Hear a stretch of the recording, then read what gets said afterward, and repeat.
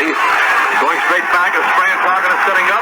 Goes deep into the right corner, deep downfield. Tucker Frederickson. Touchdown! The Giants have it. Tucker Frederickson deep in the end zone for a touchdown. And the Giants are out in front now, 41-24.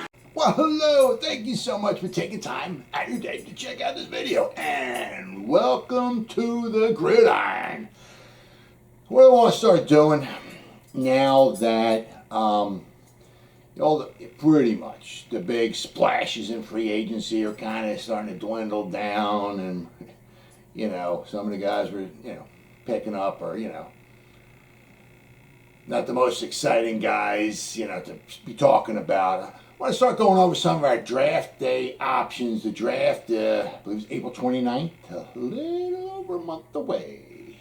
Man, I love this time of year. It's like Christmas, Hanukkah, all that. Almost every day is a different gift you get to open up. I love the draft. The 3 days of the draft, oh, man, there's nothing like it. So I want to start going over some of our options that we'll have, to choose from when the first round rolls around. I'll throw some pointer ideas I might have as far as second and third round, but usually I'm so far off on who drafts who and all of that. I'm not going to go too crazy in depth over all kinds of things, all kinds of trades and this and that and swapping picks and all of that. I'm just going to give you some ideas of some of the guys we might have when pick number 11 rolls around. So needless to say, I won't be talking about Trevor Lawrence, but I want to open up the discussion with a very position that we just don't seem to like to draft in the first round. Linebacker. Since 1936, all right, we've had the first draft. We've had 84 drafts. The Giants have selected 1, 2, 3, 4 linebackers in the first round. The first one, of course, we all remember, Jerry Hildebrand, 1962 out of Colorado. We selected him in the first round. Now, of course, we all remember him. He went to, multiple Pro Bowls. He was autumn first round inductee into the Hall of Fame. The quality play we got from that guy was just, I just don't have words to describe how well he played. He sucked. Whoever drafted him, that just goes to show you why the Giants started after 63 their title game. The title game lost to the Bears, which they should have won. Don't even get me started on that one. But after 63, so after 64, from 64 to 80, it's probably pretty much we probably had the same moron drafting all our draft choices from 64 to 80 because, we did make the playoffs. 64 to 80, we had 2 winning seasons. 1970, we were 9-5. Don't even get me started on that season. And 1972, we were 8-6. Had a decent team. 6 of our 6 losses.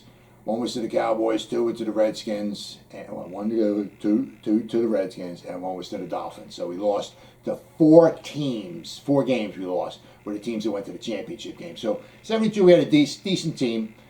70 was an overachieving team, but other than that, from 64 to 80, we sucked.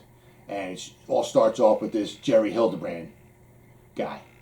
1970, we drafted Jim Files. I'm very partial to Jim Files because first game I ever remember watching of the New York Giants on TV was 1970. Jim Files was the middle linebacker.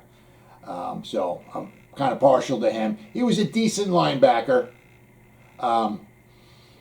Only played 5 years for us. I guess he saw us just starting to plummet, how absolutely horrible it was, and after 74 he called it quits, and I think he became a minister or a priest.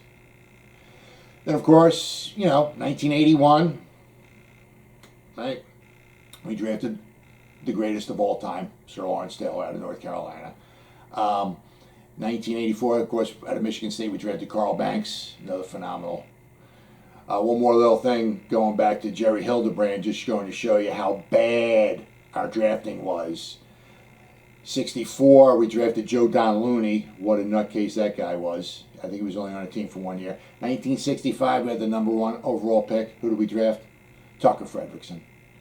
College, Tucker Frederickson was a decent player. He got hurt quite a bit with the Giants, and after 71, he retired. But with the number 1 overall pick, we drafted Tucker Frederickson. Number 2 overall pick, the 49ers took Ken Willard.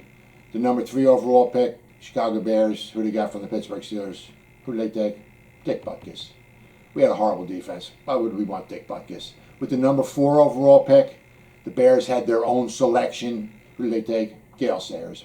Why would we want Gale Sayers? We got Tucker Frederickson. And after 1964, Wyatt Tittle retired. So 65, I think we had Earl Morrow, I think. But basically, we didn't have a quarterback. So 1965, the 12th overall pick, the St. Louis Cardinals. Who did they select? Joe Namath. Why would we want Joe Namath? We don't have a quarterback. Why would we want him? We got Tucker Frederickson.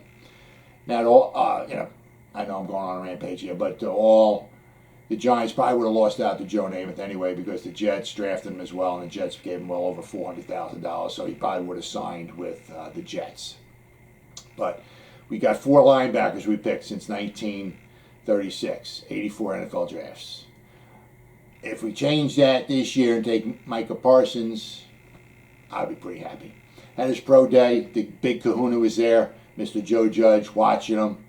Ran a 4.39 40. I know the 40 is going to be overrated and all, but just goes to show you what kind of speed he has. Now, a lot of times it seems like at the pro days, they seem to run a little faster sometimes at their own pro day than they do if it was at the scouting combine. But anyway, even if we ran a 4.2, 4.42, 4.43, 4.44, that's pretty fast for a linebacker. I think it was 10'6" on the broad jump, 34-inch vertical, pretty good. 19 on the bench, okay, but he's got some immense talent to him. 2018, he was a freshman, only started 1 game. He made the all-freshman team, started 1 game. 2019, he was an All-American. 14 tackles for loss. 104 total tackles, I believe. I think he had 5 sacks, recovered 1 fumble, 4 forced fumbles. He was a sophomore. He was an All-American. Last year, due to COVID, he didn't play. Understandable. Can't hold nothing against him. But I mean, at his pro day, you can see what a stud he could be. And hopefully maybe the light bulb's going on in Joe Judge's mind as he was there watching him. Hopefully the stories, that you heard about them, as I said, some things you're probably never going to know the absolute truth about. The Giants are going to do their due diligence as best as they can, and if they're able to dismiss them, maybe we might, first time since 1984, select a linebacker in the first round. I wouldn't bum me out one bit. Definitely a difference maker. I mean, if you got Martinez and you could put him, I mean, the stuff that Patrick Graham could dial up for him, I mean, at the speed that he has. Now, some of it is also, he's like an Energizer bunny. As soon as the ball snaps, he just takes off. Sometimes that gets him in trouble. Sometimes, he's right on cue and he just makes unbelievable plays. But you also know that the talent is there. Once he starts, soaking it in, watching film, the game starts slowing down. The game comes to him. He starts diagnosing things.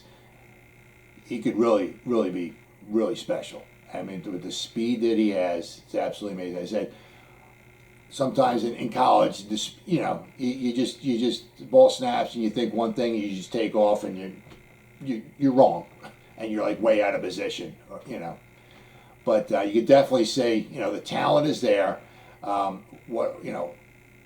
Plugging them in the middle of defense with Parsons or with Patrick Graham, having him putting him almost anywhere. He's also decent, which the Giants I don't know why. Another one of the things, they just don't seem to like to get coverage linebacker who can like maybe cover a linebacker. I don't know. They just like to watch Jason Witten catch 712 balls every game against us. I don't know. Why would you want a linebacker to actually cover somebody? Apparently, what I read, he doesn't have the greatest of hands, so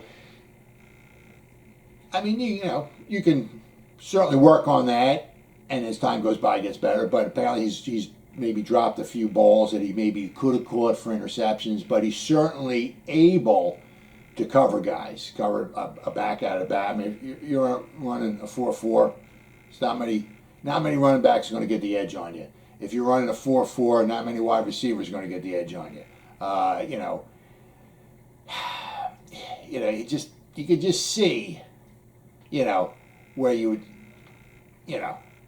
break the streak. If they took Micah Parsons in the first round, I would not, or Micah Parsons, I'm sorry, in the first round, wouldn't bother me at all.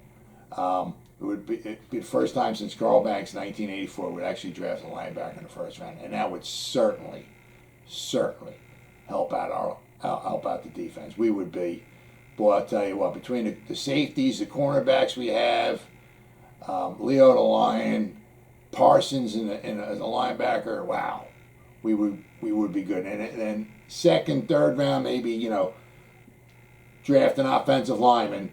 But if you took Parsons in the first round, I'd be all for it. Well, guys, as always, thank you so much for taking time out of your day to check out this video. You guys stay safe out there and go Giants. Woo!